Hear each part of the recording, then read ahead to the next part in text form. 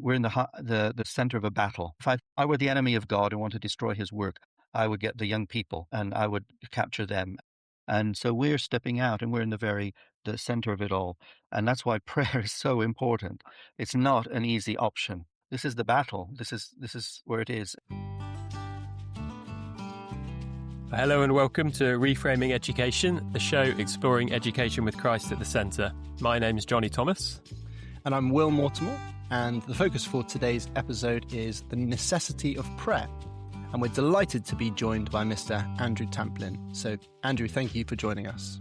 Thank you. Andrew, you are the head teacher of Wyclif Independent Christian School in Macon, South Wales. It's a co-ed day school for around 200 students aged 4 to 18, a school that you've served for over 40 years. The focus for our episode is prayer. We'll be hearing a bit about the story of WICS later in the episode, but as a first question, could you just share a little bit about the importance of prayer in your own life? Obviously, the prayer is essential. I know that prayer is the lifeline that we have, that it's the way that I have peace and strength. I know the commands in the Bible to pray without ceasing, to seek his face always. So I know the theory, and in theory, extremely, extremely important. And yet, sometimes in practice, somebody might look at my life and say, you're not always following the theory. I was talking to a friend the other day, and he used the phrase prayerless independence. And that it's a state that he was saying he often gets into. And I know the battle to be a prayer, somebody who doesn't become independent of God. And yet I scare myself sometimes. I can go for a day or two or three without meaningful prayer. But I think that's a continual battle that I always have. I love there's a picture in Psalm 123 at the very beginning where it talks about looking to God. I lift my eyes to the Lord. And then it says, as a slave looks to his master, looks to the hands of his master, and a female slave looks to the hands of her mistress. And I just love that picture, because that to me is what my prayer life should be like, and should be just at looking for the next what my master wants, really, and living in that close communion with him. And so that's what I strive for, and it's important, but I'm not saying that I always live up to that. That's wonderful, Andrew, and it's a lovely thought of trying to have a dependent school. Yes, rather than the independent, I often leave the I out. Yeah. Andrew, give us a little bit of a flavour of your own kind of journey up to this point, your own educational story, both as a student and then in later years as a teacher. You grew up in Bolivia. You moved back to the UK as a teenager. How was it that you came to become involved in education in the first instance? And when was it that your faith began to shape your outlook on education more broadly? Yeah. I was born and brought up, I did for the first 16 years of my life in Bolivia. My parents were missionaries there. When I was 6, I was sent to a boarding school. So from 6 years old, I was at a boarding school in an area about 500 miles away from where my parents lived. And that was a Christian school. It was a very small Christian school. It was set up for missionary kids, and just about 30 kids. It was out away from the city. So it was like a family there. And I suppose I never imagined that Christians were taught any other way. So when I came to this country when I was 16 and ended up in a big comprehensive in Birmingham, I know this was in the 70s, but still it was a big shock, that was. And to have, be in a very secular environment was strange. And it was one of the biggest shocks to know that there were hardly any Christian schools. That I didn't know of any at that time. And I remember discussing with a friend once and saying, oh, perhaps one day we'll start a Christian school, but that was forgotten quickly. Then, of course, I went to university. So looking at my career in that way, this is where I do see prayer leading, or God leading me, but I'm not being aware of it, really. It's only when I look back, I can see, oh, wow, all those little points I came to where I had to make a decision. I prayed about it, obviously, and God was leading me. It seems that, I never set out to start a Christian school, but God wanted me to, and wanted me in this job, and by hook or by crook, he got me here. So I I went to university. I went to study Spanish and English. I don't know why I did that. I didn't really enjoy English, especially. And but in Cardiff, I went to Cardiff and I had to choose a third subject. And I would do history. I remember standing in the queue for registration, and they said, "Oh, you can't do history because too many people are doing history." I had to choose another one, and I just chose biblical studies and Semitic languages. And as the year went by, I preferred that one. And I focused on the languages and dropped English and Spanish, and so got a degree in biblical studies and Semitic languages. But then what do you do with that? You become an RE teacher, and that's the last thing on earth I wanted to be. But you just get shunted along. But looking back, as I say, I can see how God was leading me to this point. So I went to several interviews to be an RS teacher in various big comprehensives around the country, and just knew each time this is the last thing I wanted to be doing. And on one occasion, my brother was taking me from Birmingham to an interview in Swansea. And for some, I don't know how, but my mother managed to contact him and us and say she'd seen an advert in Evangelical Times for a family in Machen who wanted to start a Christian school. And so she'd contacted them, and they said, "Oh, well, tell him to call in on the way back from Swansea," which is what I did. And I had an interview in their living room and got the job. And so I ended up living with them for the first 8 years in their garage and being paid pocket money. And we were able to use the vestry of Ebenezer Chapel, and between them and another family who were taking part, there were 7 children of school age from 6 to 13. And they bought a curriculum from the United States, a Christian curriculum, and that's how it all started. And I've been there ever since. What an incredible story, and 8 years in a garage. That's humble beginnings indeed, but a remarkable story of God putting you where he wanted you, and you following his call there. God has been extremely faithful in this history of WICS. That's really clear from that humble beginnings back in, I believe it was 1982. That's right. Just 7 pupils, a couple of families. Now, today, 2026, we're looking at close to 200 pupils, 6 full-time teachers, 30 plus staff. It feels very much from the outside looking in that God has been the architect and the WICS staff have been the laborers, the faithful laborers. Since we're talking about prayer in this episode, could you share a bit about how prayer has been important in the story of WICS? Not just you as an individual, but as a team, as a school community. Yeah, I mean, obviously very, very similarly to my own life, and being able to look back and see that God leading the way and on various occasions. And it's interesting you use the word architect, because a verse that has constantly been brought up and constantly God reminds me of is from Psalm 127, which is, "Unless the Lord builds the house, the workers labor in vain." And I think I've often had to be reminded of that we need to go back to God for everything. And so, we've had, obviously there have been crises in the school. I mean, right at the very beginning, the classic one is within 3 or 4 years of the school starting in Ebenezer Chapel. I think neighbors got wind of the fact, there was suddenly a school in their neighborhood, and they didn't like the fact. And they complained that we didn't have planning permission to have a school in the church. And so we applied for planning permission. That was rejected. We appealed, and it was rejected. And so we had an eviction order served on us. And so we were frantically trying to find a building, and finding a building isn't that easy.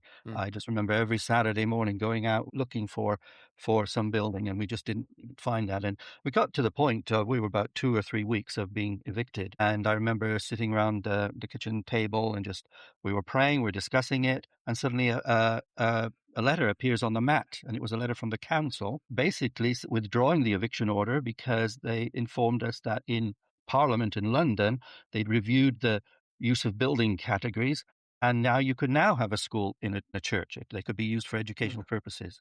And so overnight, our prayer was answered that way. I mean, we imagined he would provide a building, but he didn't. He moved Parliament for us. And we've had various examples like that of reaching a crisis point in a way. And that verse from Chronicles saying, we don't know what to do, but our eyes are on you. And God answers usually in a way that we're not expecting. And we've seen that many, many times. I've seen it in the provision of teachers. So many of the teachers, you could talk to them about the way that they came to school. We've hardly ever advertised in the normal way. It's usually each teacher has their own story about how God has brought them to work with us. And so we're very much aware of that. I remember last year somebody asked me to write the history of the school, just a brief history. It was really interesting trying to find lots of the information, lots of the evidence, lots of the notes from governors' meetings and so on, and just to see and trace things. And I realized, and I remember this, that in the 1990s, we went through a really difficult time as a school, just for lots of reasons. Financially, we'd had a slating report from the inspectors on our buildings. We'd had problems with one of our teachers. And pupil numbers dropped to well below 20, whereas they'd been over 30. And morale was really low. Some of the minutes I remember saying that. And we were praying, and we had special prayer times. And yet sometimes you're in the middle of all this and you don't realize God is answering your prayer. It was only by being able to look back at this history, only last year, that I looked back and thought, wow, God answered our prayer in so many ways. But in the early 2000s, he provided 2 new buildings. He provided teachers that are still with us now. He provided all these things that we were struggling with, but almost subtly, almost without realizing. And it was only being able to look back and say, wow, God has led this. God is building this. But it was very difficult at the time. But that was just, we got lots of examples of prayer. Yeah, depending on prayer, really, it is our lifeline. Andrew, to jump in there with another example in more recent history of the school, I'll take you back to October 2024. The Chancellor, Rachel Reeves, has just announced her autumn budget. It's going to be a 20% VAT charge on school fees, higher national insurance contributions for employers, loss of business rates relief for private schools. And at WICS, I'm aware that a letter goes out to parents just a little on from that announcement. And the letter invites all of the parents to join all of the staff in a day of prayer and fasting. Here's a quotation from that letter. Quote, "As a Christian school, we remain convinced that our help comes from the Lord, the maker of heaven and earth, and the most vital thing we can do in response to all these challenges is to bring these things before our God in urgent united prayer. We remember together that hitherto the Lord has helped us." Close quotes. I think leaders need to do many things in those situations, but I think we just want to honour you on the show today and your colleagues of what a wonderful example that is of leadership in a really challenging environment. And that letter went on to quote 2 Chronicles 20 verse 12, which I know is a powerful verse for you. Perhaps you could just share with us what that verse is and why it's been such a pillar for you and for the school. Well, it's when Jehoshaphat is faced with armies invading from all sides, it seems, and he says, we don't know what to do, basically, but our eyes are on you. And that phrase has been, yes, one that we've constantly resorted to, and we've come to God and said, we don't know what to do, but we're waiting for you. And as I said, so often, God has sorted it out, is sorting it out, often in a way that we don't expect. But that is a classic example of it. And of course, across the wall of the main building that we started in is called Ebenezer. And across the main front wall is the hitherto hath the Lord helped us. And that's constantly a verse as well that we refer back to and realize, yes, every step by step. But very much we don't know the future, but up until now, he has helped us, and so he will in the future. So regular listeners of the show will know we have a feature on our podcast, which is The Good Book and A Good Book. This is where we ask our guests to share something from Scripture that's particularly inspired them in their educational journey, but also something maybe outside of Scripture.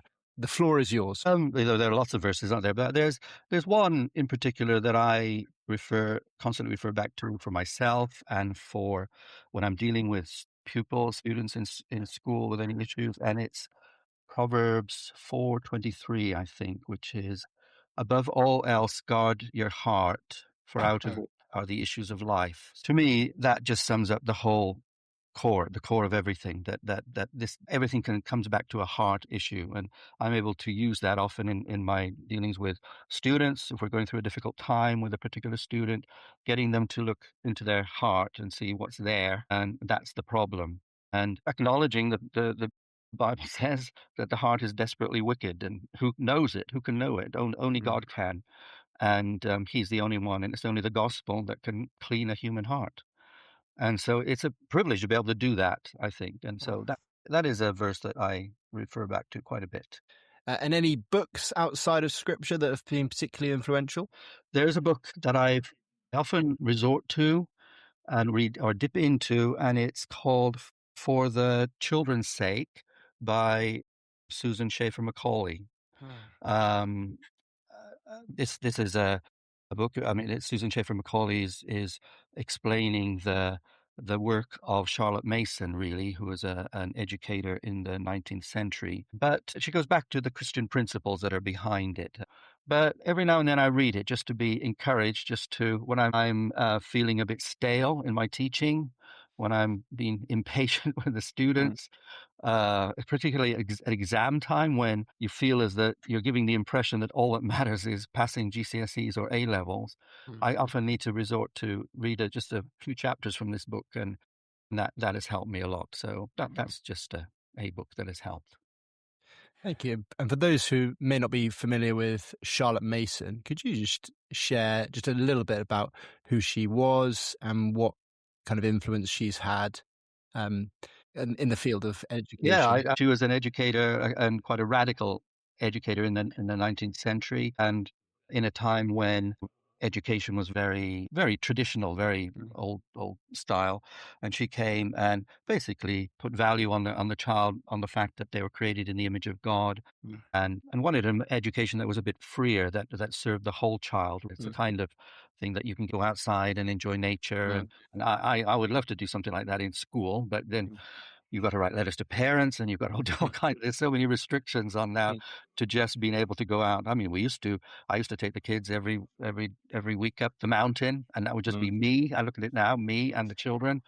That wouldn't be allowed now. Andrew, if I could just take you back to something you shared earlier of your own story, and to dig into that, you shared 6-year-old Andrew is heading to a Christian boarding school on one side of the planet, and then 16-year-old Andrew is heading to a day comprehensive school in Birmingham on the other side of the planet. One can imagine all sorts of differences between those two schools, size, location, the continent you're on, etc., etc., etc. But you used an interesting word. You said that you felt that you were entering a secular environment. And I'm just wondering if you could flesh out a little bit about what you meant by that. What felt different? What was different in terms of the education that you were leaving and the education that you were going into? And are you able to give any sort of concrete examples of that? Yeah, where do you begin? I mean, I had nice teachers in the school in Birmingham. I can't say anything about that, but I just knew they weren't Christians. That, as I said, I'd only had Christian teachers, and that was a shock. I knew heard things about their lives that shocked me, and I was very shockable at that age, having been brought up in a missionary children's school. We'd sing a hymn, but nobody would sing it, and just what the students spoke about and all kinds of things. It was me coming from a Christian environment into 20th century Britain. And as I said, that was in the 1970s. I think it's probably declined further from that. But it was a strange time in my life, and quite an unhappy time. All I wanted to do really was to go back to Bolivia.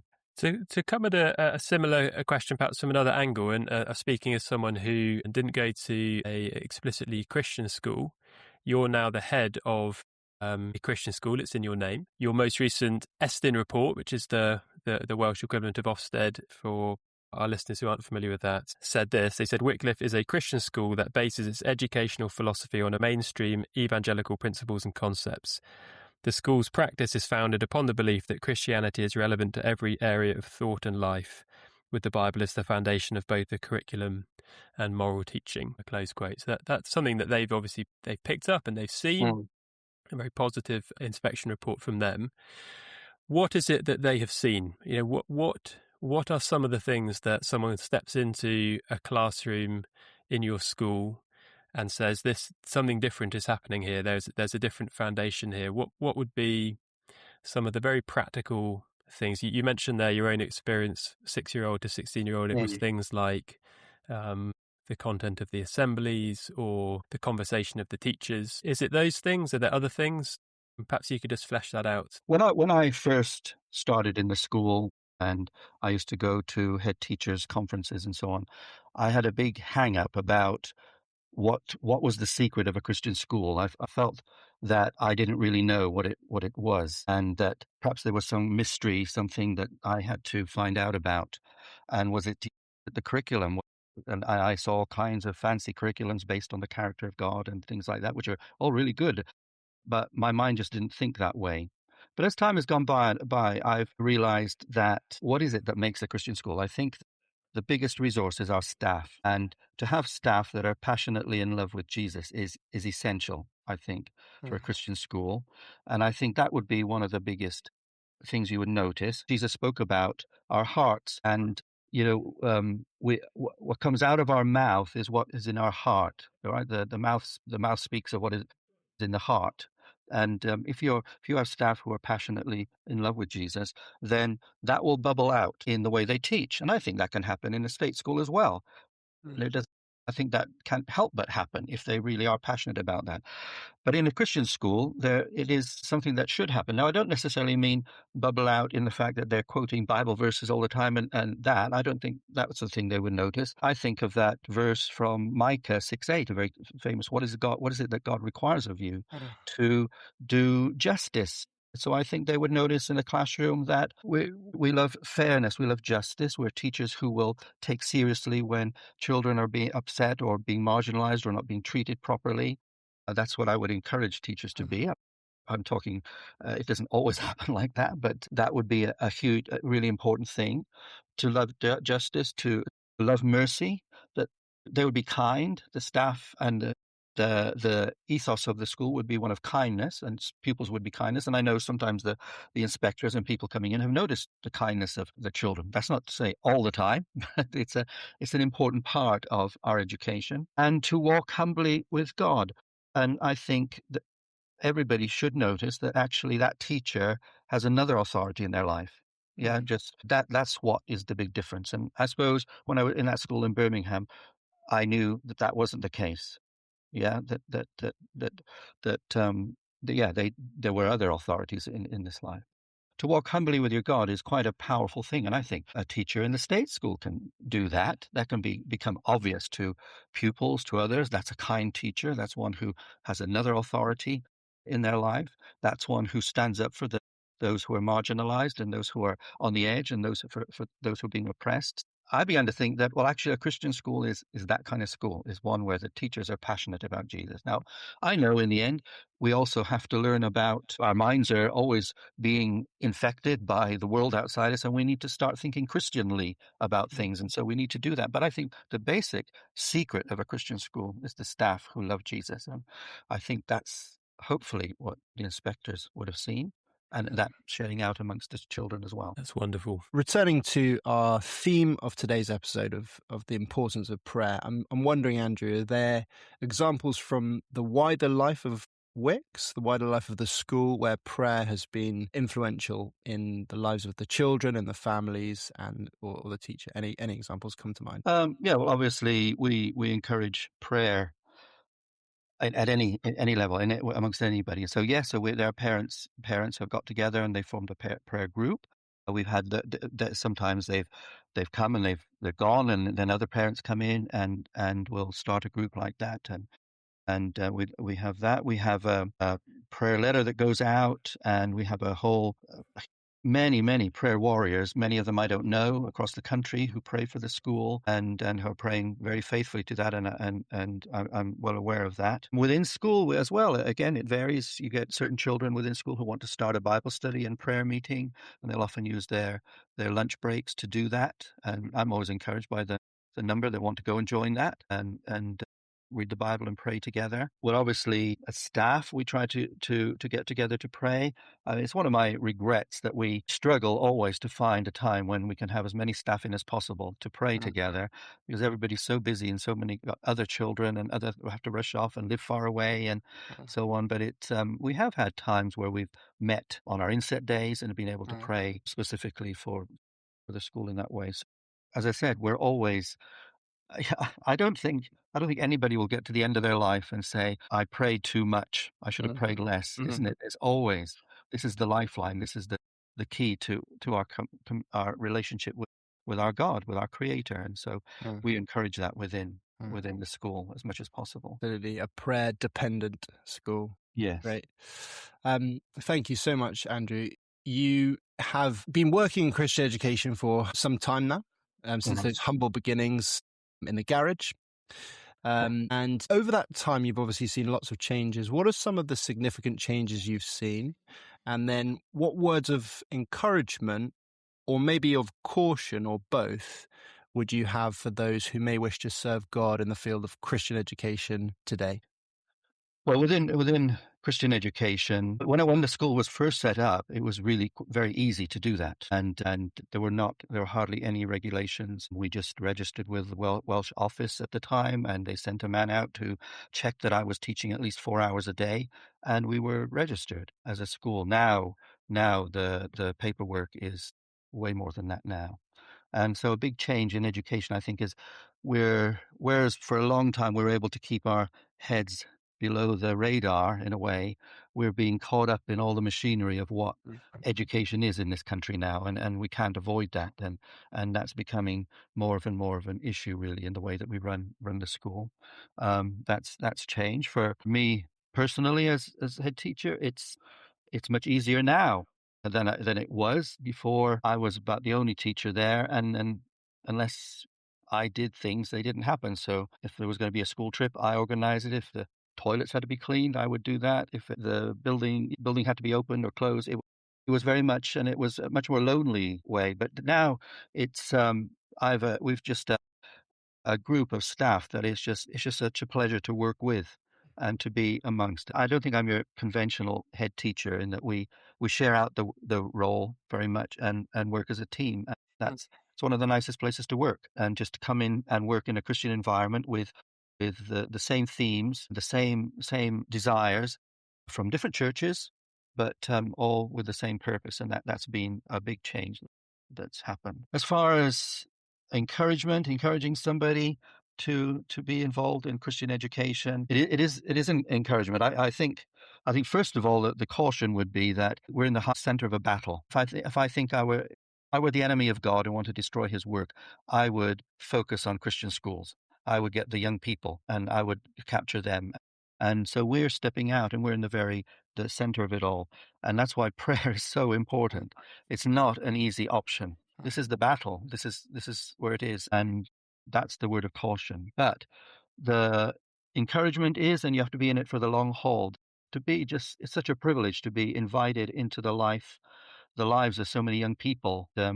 I was reminded of this last weekend where I was invited to the wedding of a former student, and he'd been in our school since he was 4, and he left when he was 16, and now I was at his wedding, and there were many other WICS children there, and I just thought, wow, I've had a huge part in his life. He's had a huge part in my life in a way, and it's a real honor to see him grow up to love Jesus and to go on and become a vet and want to serve the Lord. And so there have been lots of things like that, but that's not just necessarily a Christian school, I know, but and it's more of a school that's designed the way we have, in that we start at 4 and finish at 18. So you can become very involved in people's lives, and that's a real honor for parents to invite you to be that in their children's lives. Andrew, what an encouraging note to end on.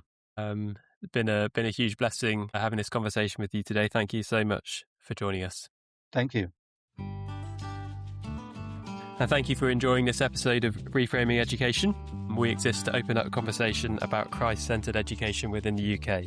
We host fortnightly interviews to inspire and equip educators and parents and leaders as we explore the big question: what is the purpose of education? So please follow, like, share, and leave a review. It all helps to grow the conversation. Please do also check out the show notes for other ways to support and connect.